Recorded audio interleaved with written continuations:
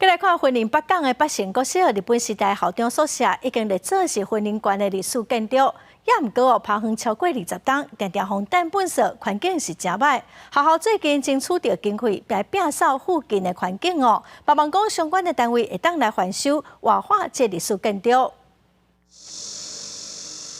兴建在西元1941年左右的北成国小宿舍群，完整保存历史无造的校长宿舍。2010年被定落为县定的历史建筑，但已经闲置超过20年无人住。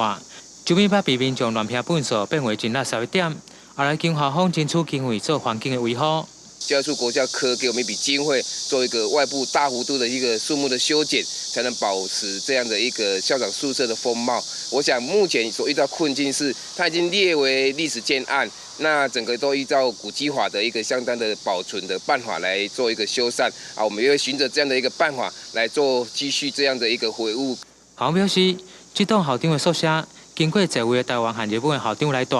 最后住在这栋宿舍的苏金莲校长退休搬离后，已经闲置20多年。近期发现处长就会破空，看今后规栋搬去，希望相关单位会当想办法来整修活化。前屋顶有部分被压到，就是压损，所以呢，近期我们会尽快安排现勘，然后针对屋顶的部分做一个加固的动作。那同时呢，就是云林县政府也会依据校方的需求，未来在修复再利用的部分，可能针对作为一个艺文空间。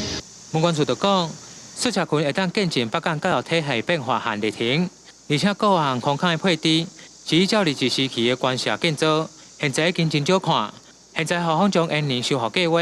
由文管处来协助争取经费活化，规划成校史馆还是艺文重要空间，这种有报道。